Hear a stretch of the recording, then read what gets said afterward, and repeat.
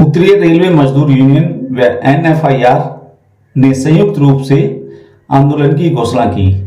मामला कहां कुछ किया कुछ दिया धोखा किया के खिलाफ धरना प्रदर्शन के माध्यम से जो 17/3/2025 से 21/3/2025 तक 19 सूत्रीय मांगों को लेकर ब्रांच लेवल, शाखा मंडल, डिवीजन तक किया गया, जिसमें प्रमुख मांग यूपीएस नहीं ओपीएस चाहिए। इसी मांग के मद्देनजर यूआरएमयू एनएफआईआर ने संयुक्त रूप से Delhi DRM office, state entry road पर विशाल धरना प्रदर्शन व जनसभा का आयोजन किया।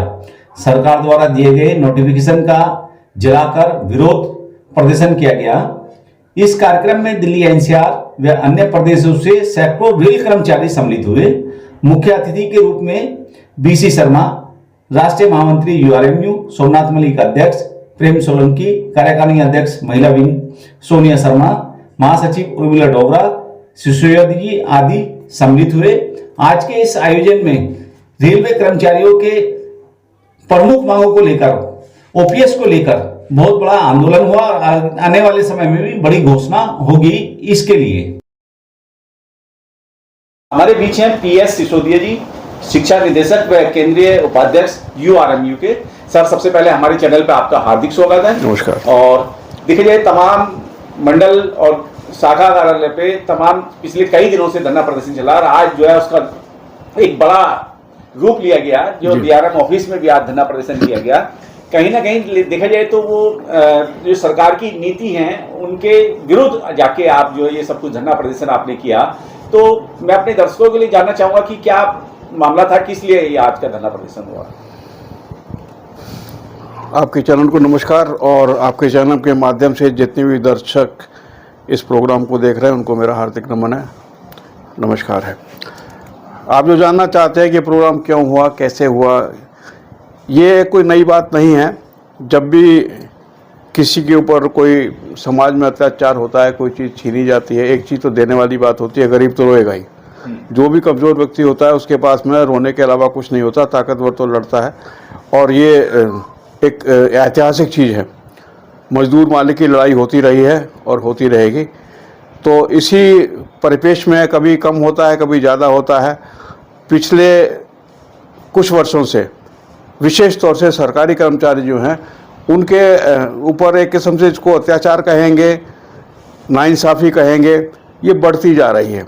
जो चीज़ें मिल रही थी वो बढ़ने की बजाय राजनीतिक जो लोग हैं, चाहे एमपी हों या एमएलए हों, देश में जो सेवा करने वाले हैं, सरकारी कर्मचारी भी हैं, वो भी सेवा करते हैं। तो अपनी अगर बढ़ोतरी उनको चाहिए, अमीर को और अमीर बनाना, गरीब को और गरीब बनाना, ये उसका नतीजा होता है। तो एक हद के बाद में जब दीवार पीछे आ जाती है तो गरीब फिर रिएक्ट करता है। ऐसी स्थिति रेल कर्मचारियों की हो रही है, केंद्रीय कर्मचारियों की हो रही है।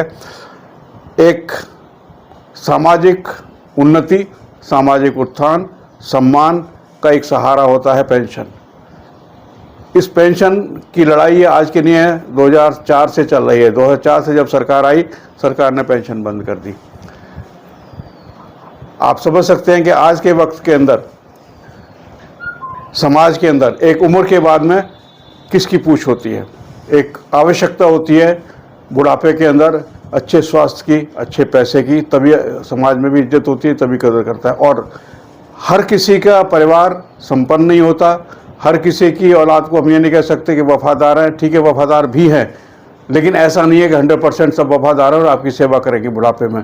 तो एक ये सहारा होता है कि जो 40 साल तक सरकारी कर्मचारी नौकरी करता है, सेवा देता है देश को, उसके बदले में कम से कम उसका बुढ़ापा जो है, जीवन, जब उसका कोई सहारा नहीं है जिसका, वो बुढ़ापा आराम से कट सके। और इसको सुप्रीम कोर्ट ने माना है। सुप्रीम कोर्ट ने भी ये बात कही है कि पेंशन जो है कोई इनाम नहीं है, कोई खैरात नहीं है। ये एक जो 40 साल की उसकी ज़िंदगी होती है देश सेवा के, उसके बदले में एक उसका बदले में उसके बुढ़ापे को सुधारने के लिए एक, जिसको हम कह सकते हैं कि पुरस्कार समझ लीजिए या उसका बदला समझ लीजिए, ताकि वो अपना जीवन, बचा हुआ जीवन सही ढंग से काट सके। लेकिन 20 वर्षों से एक लड़ाई लगातार संघर्ष चल रहे हैं। पूरे देश के अंदर हर विभाग, जितने भी सरकारी विभाग है, सब इससे त्रस्त थे। लड़ाई चली और उस लड़ाई में, क्योंकि रेल विभाग एक ऐसा विभाग है जिसमें सबसे ज़्यादा केंद्रीय कर्मचारी काम करते हैं और उसमें भी युवा हैं, तो युवाओं ने अपना योगदान दिया।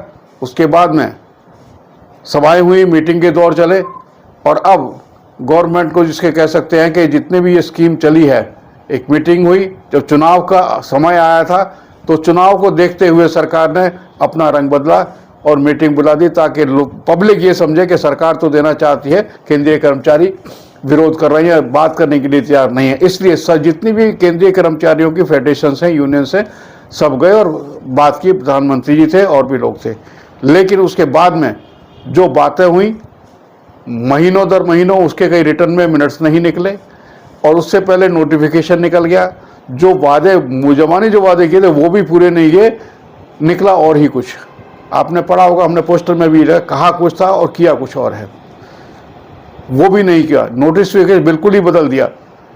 उन्होंने कहा हम एनपीएस नहीं बंद करेंगे, हमने कहा चलिए आप नाम नहीं बदल सकते, हमारा मकसद है लाभ से, हमारा मतलब है अपना बुढ़ापा सुधारने से, हमारा मतलब है कि हमें किसी सहारे की ज़रूरत ना पड़े, वो मकसद पूरा होना चाहिए था जिसका आश्वासन दिया गया था। ऐसा करेंगे, वैसा करेंगे, बथेरे उन्होंने परिवर्तन बताए, लाभदायक स्कीमें बताई थी। लेकिन जब धरातल के ऊपर गजट नोटिफिकेशन हुआ है, वो सब कुछ उनमें से काफ़ी हद तक 60-70% सब कुछ बदल दिया गया और वो शर्तें लगा दी गई कि इधर से ना सही उधर से, मारना है तो मारना है। अभी परिस्थिति जो जनमानस में है, जो यूथ में है, जो नौजवान में है कि भाई मरना तो आपका, ये बता दीजिए आप जहर खा करके मरेंगे या आग लगा के मरेंगे या कूद के मरेंगे। ये स्थिति, एक मानसिकता नौजवान के अंदर बढ़ती जा रही है। क्यों? कि आपको पेंशन नहीं मिलेगी तो इस तरीके से मिलेगी कि आप पता नहीं जिएंगे कि नहीं जिएंगे। आपको पहले अंशदान नहीं होता था, हमसे लेते नहीं थे, आज आपको हमारा पैसा लिया जाएगा, उस पैसे को पूंजीपति इस्तेमाल करेंगे। उसके बाद में अगर हम रिटायर हो जाते हैं तब भी, जब तक हमारी उम्र नहीं पूरी हो जाती 60 साल की, उससे पहले हमारी पेंशन नहीं शुरू होगी। और भी इतने ऐसे क्लास, इतने उसमें बारीकियां डाल दी गई हैं, जो छुपे हुए तथ्य हैं, जो पहले नहीं बताए गए थे, ना ही कहीं लिख करके दिए गए थे। इसलिए भ्रमित किया गया कि सरकार बहुत कुछ देना चाहती है, उसका प्रचार किया गया था। वो सब जब सामने आया, जो नोटिफिकेशन निकला है, तो इसका विरोध उत्तरीय रेलवे मजदूर यूनियन कर रही है, national federation of railway man कर रही है और पूरे देश में आंदोलन चल रहा है। गुस्सा है रेल कर्मचारी के अंदर, रोध है और एक कुर्बानी देने के लिए हम सभी लोग, हमारा जो कैडर, जितने भी नौजवान साथी हैं, उसके लिए यूनियन और फेडरेशन जी जान से लड़ेगी। आगे भी जितना भी होगा, ये लड़ाई बंद नहीं होगी। हम इससे संतुष्ट नहीं है। जो गजट नोटिफिकेशन किया है यूपीएस का सरकार ने, इन्होंने जो शर्तें रखी हैं, उससे बिल्कुल भी संतुष्टि हमारी नहीं है।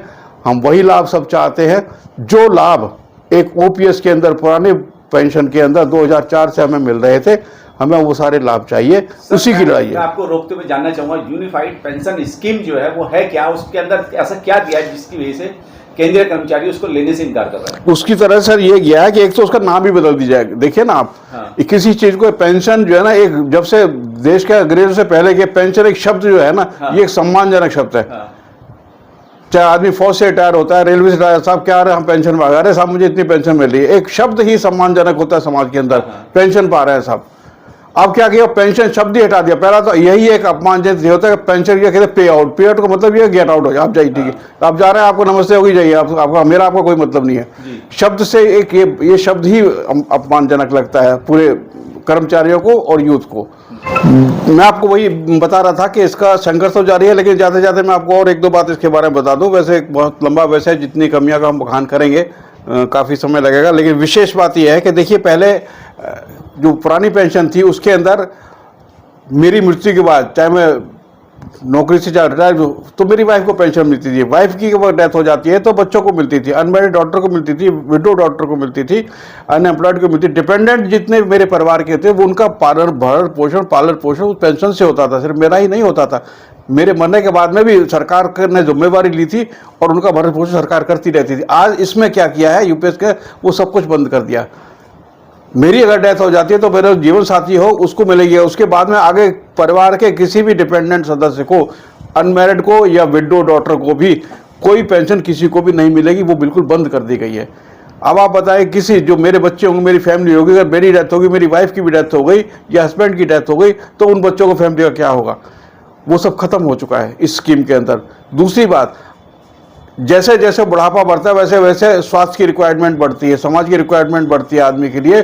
तो पहले ये था ओपीएस के अंदर कि आप 60 साल 80 साल के आप होते हैं तो 20% पेंशन बढ़ जाती थी, फिर 90 साल के होंगे तो और बढ़ जाएगी, फिर 100 साल के अगर आप चले हो गए तो आपकी पेंशन 50% वाली 100% हो जाती थी। तो वो चीज़ बिल्कुल ख़त्म हो गई। अब वो सब सिस्टम है ही नहीं, तो जितना है वही रहेगा। कोई आप चाहे 200 साल के भी हो जाएंगे तब भी आपकी पेंशन उतनी ही मिलेगी जितनी सरकार दे रही है, उसमें कोई बढ़ोतरी नहीं। ये सबसे बड़ी कमी है इसके अंदर। इसी प्रकार से मैं आपको तो पहले अलग अलग पेंशन और भी हुआ करती थी, डिसेबिलिटी पेंशन अलग मिलती थी, एक्स ग्रेशिया मिलता था हम लोगों को, वो एक्स ग्रेशिया सरकारी कर्मचारी को बिल्कुल बंद कर दिया गया। कम्पनसेशन अनाउंस था, क्षतिपूर्ति जो है पेंशन मिलती थी। इस किस्म के एक अक्षम पेंशन होती थी वो मिलती, डिसेबिलिटी पेंशन। ये सारे किस्म की जो पेंशन रिटायर के अलावा जो मिला करती थी वो भी बंद हो गई हैं, इस स्कीम में वो है ही नहीं। तो ये सारी चीज़ें हमें पहले नहीं बताई गई जब मीटिंग हुई थी, तो बाद में ये सब इसमें नोटिफिकेशन इशू कर दिया, इस पर मोहर लगा दी गई है। तो ये इन सब चीज़ों का हमारे परिवार को, और फिर एक अच्छे भले का जो लोग विकलांग हैं, जो लोग विधवा हो जाएंगे बच्चे, अनाथ हो जाएंगे बच्चे मेरे बाद में, उनके लिए जो एक राहत थी सरकार ने दे रखी थी, उस राहत को छीन लिया गया है। तो इससे रोष के अलावा हमारे पास लड़ने के अलावा और कुछ चारा नहीं है। हम जितना हो सकेगा जब तक हम प्राप्त नहीं करेंगे इसी संघर्ष पर जारी रहेंगे। दूसरी बात इसके अंदर ऐसा है कि जैसे आप मान लीजिए कि आप पहले क्या होता था ओपीएस में, हमसे लिया कुछ नहीं जाता था, अब हमसे लिया जाएगा और उस पैसे को लेकर के या आप जो पैसा मिलाएंगे उसको लेकर के फिर आप बाजार में लगा देंगे। तो मुझे क्या फायदा हुआ सर? वो फायदा वो मुझे क्या फायदा हुआ उसका? मतलब सरकार उस पैसे से अपने लिए भी कमाएगी और आपके लिए भी जो बचेगा वो आपको देगी। बिल्कुल, वो पैसा मार्केट में जाएगा, शेयर मार्केट में जाएगा, बाजार में जाएगा, पूंजीपति के पास में जाएगा। उसका क्या होगा? ऊपर नीचे शेयर मार्केट चलती है। मैं नहीं चाहता, मैं मुश्किल चाहता हूँ। और फिर आप मेरा पैसा मुझसे लेकर के बाजार में, मेरा पैसा मेरे पास रहने दीजिए ना। मुझे अधिकार नहीं होगा उस पैसे को लेने का, वो सरकार के पास में रहेगा, सुरक्षित वहीं पर रहेगा, वही उसको यूज़ करेंगे, इस्तेमाल करेंगे। इसी तरीके से जो हमें पहले 20 साल तक हम रिटायरमेंट ले सकते थे, वो 20 साल की उठा करके पापा ने 25 साल कर दी। 25 साल के बाद में भी आप मुझे पेमेंट तब करेंगे जब मेरी उम्र 60 साल की हो जाएगी। तो इस किस्म की खामियां एक नहीं है इसके अंदर, और भी कई खामियां हैं। फिर जो मैं पेंशन ओपीएस में ये था कि जिस दिन मैं रिटायर होना उस दिन की मेरी जो बेसिक पे होती थी उसका 50% और उसके ऊपर महंगाई भत्ता, वो मेरी पेंशन होती थी। अब क्या है इसके अंदर यूपीएस के अंदर कि वो नहीं, पिछले 12 महीने का उसका भी एवरेज निकाल कर जो बनेगा उसका 50% नेचुरली वो कम होगा। तो आपने एक तरीका निकाल लिया कम, मुझे पैसे कम देने का, फिर उसके ऊपर आप डीए देंगे। तो इसी तरीके से छुपे हुए जो है ना, जो हिडन जैसे पॉलिसी होती है, बीए वाले मार्केट के अंते हैं या फोन जितने भी लोग हैं, कुछ बारीक बारीक लिखा होता है, ठीक है ना, साइन करा लेते हैं, बाद में पता लगता है कि हाँ जी ये भी शर्तें थी, ये भी शर्तें, शर्तों के साथ। ये सारी छुपी हुई शर्तें थी जब मीटिंग हुई जेसीएम के हमारे नेताओं के साथ में, तो ये सब कुछ किसी को नहीं बताया गया था। अब जब लिखित में आपने ये जारी कर दिया कि अब ये ऐसा होगा, फिर ऑप्शन आपने डाल दी कि ले कि ना ले। अब ले तो मुसीबत है, नहीं लेते तो मुसीबत है। तो इस तरीके से सरकार इससे पहले एनपीएस लेके आई, एनपीएस का क्या मामला है और क्यों उसको भी लेने से इनकार किया गया? एनपीएस तो बिल्कुल ही बेकार थी। इसमें थोड़ी सी राहत दी इन्होंने, कहीं कम से कम चलो 10,000 पेंशन मिलेगी या जो कुछ, जिससे एनपीएस से कुछ परसेंट यूपीएस बेहतर है, हम ये मानते हैं इस बात के लिए। लेकिन हमारा मुद्दा एनपीएस से हट करके हमारा मुद्दा तो है जो हमें लाभ मिल रहे थे यूपीएस के अंदर वो हमें मिलने चाहिए, वो प्रोटेक्शन मिलनी चाहिए, हमारी लाइफ की प्रोटेक्शन मिलनी चाहिए, हर चीज़ के। वो नहीं है, कम्यूटेशन मिला करता था। मैं रिटायर हो रहा हूँ, देखिए मेरी शादी है, मुझे मकान बनवाना है, तो मैं अपनी पेंशन बेच सकता था 1/3 और मुझे लमसम पैसा मिल जाता था। वो पैसा लेकर के मैं कुछ भी अपना काम कर सकता था, मैं बिजनेस भी खोल सकता था। वो स्कीम ही बंद कर दी, अब वो मुझे नहीं मिलेगा। मैं अपनी 1/3 पेंशन कम करा लेता था पहले और उसके बाद में पेंशन उतनी लेगा, बाहर तक बाकी सारा पैसा मुझे लाइफ का एक सॉलिड अमाउंट मिल गया, उसकी मैं कहीं भी इन्वेस्ट कर सकता हूँ या अपना घर में यूज़ कर सकता हूँ उसको, वो स्कीम ही खत्म। अब वो नहीं हो सकता। क्या लगता है सिसोदिया जी, जिस तरीके से आज का धरना प्रदर्शन डीआरएम ऑफिस के बाहर हुआ, तमाम जो है रेलवे कर्मचारी उसमें सम्मिलित हुए, जी। क्या सरकार झुकेगी, मानेगी आपकी बात को? देखिए ऐसा है, ये सरकार के झुकने का ही परिणाम है, जो सरकार बात करने के लिए तैयार नहीं थी। जिस मुद्दे पर अब ये लगभग 2004 से हमने 20 साल हो गए, 20 साल से धरना प्रदर्शन संघर्ष चल रहे थे और वही सरकार, उसने किसी ने बात नहीं करी, किसी प्लेटफॉर्म पे बात हुई और बात हुई तो फेल हो गई, ठीक है। लेकिन जब प्रेशर हुआ और यहाँ उत्तर देश का प्रेशर हो, देश का नौजवान है, रेल एक जीवन रेखा है देश की प्रगति का साधन है और उसके साथ सारे केंद्रीय कर्मचारी हैं, उनके परिवार है। जब करोड़ों की तादाद में लोग मैदान में उतरे, संघर्ष की राह पर उतरे, रामलीला मैदान में आपने देखा होगा, आपने भी कवर किया था कि कितनी भीड़ थी वहाँ पर, पूरे देश से लोग आए थे। तो जो विरोध और प्रेशर होता है तो उसके लिए सरकार झुकेगी और उसका अपना राजनीतिक लाभ जहाँ उनको नजर आया, चुनाव आने वाले थे तो उन्होंने उसका जरूरी समझा कि हाँ बात करनी आवश्यकता है और इसका नतीजा ये हुआ कि चुनाव में उनको हार मिली, वोट परसेंटेज कम हुई, मुश्किल से जीत पाए। ये सिर्फ देश के नौजवान रेल कर्मचारी और केंद्रीय कर्मचारियों का प्रेशर ही था, उनके संघर्ष का ही नतीजा था, जिन्होंने कहा कि हम संघर्ष करेंगे अपने जीवन यापन के लिए। और वही अभी भी वही स्तर है। ठीक है, हमारे कुछ साथियों ने, कुछ हमारी यूनियन है, हमारे साथी है, उनका कम विरोध है कंपैरेटिवली, यह मौन स्वीकृति भी कह सकते हैं इसको। लेकिन जहाँ तक NFIR का सवाल है, URMU का सवाल है, जब पहले दिन मीटिंग हुई थी उसके बाद अगले दिन ही हम लोगों ने विरोध कर दिया था। जब जो उनके मौखिक वायदे थे उसी को विरोध किया था और भूख हड़ताल की गई थी, साथ में विरोध किया था हमने। उसके बाद अब भी ये लड़ाई जारी रहेगी और जब तक हमें OPS के पूरे लाभ नहीं मिल जाते, ये संघर्ष, ये लड़ाई, एक एक नौजवान इस बैनर के नीचे, URMU के झंडे के नीचे, NFI के नीचे हम अपना संघर्ष जारी रखेंगे। सिसोदिया जी, देखा जाए उत्तरी रेलवे मजदूर यूनियन का अगला प्लान क्या होगा इसको लेके? एक बड़े आंदोलन की भी घोषणा हुई आज मंच से। जी हाँ, अगला प्लान देखिए, ऐसा कोई भी प्लान होता है धीरे धीरे चलता है, ठीक है ना। अभी हमने शुरुआत की है, हमें उम्मीद थी कि सब ठीक हो चुका है, लेकिन ये नहीं पता था कि सरकार इस तरीके से धोखा देगी। अब वो धोखा सामने आ गया। धोखा देश को दिया है, धोखा सिर्फ यूनियन को नहीं दिया, उन्होंने धोखा दिया है देश को, देश की जनता को और करोड़ों परिवार को दिया है। तो क्या अगला स्टेप क्या होगा? अगला इसी तरीके धरने प्रदर्शन जारी रहेंगे, विरोध जारी रहेंगे। जो फैसला लेने वाले लोग हैं उनका विरोध होगा। जब भी वो बाहर जाएंगे, देश में जाएंगे और जहां जहां से वो चुन करके आए हैं, हम वहां पर भी उनका विरोध करेंगे।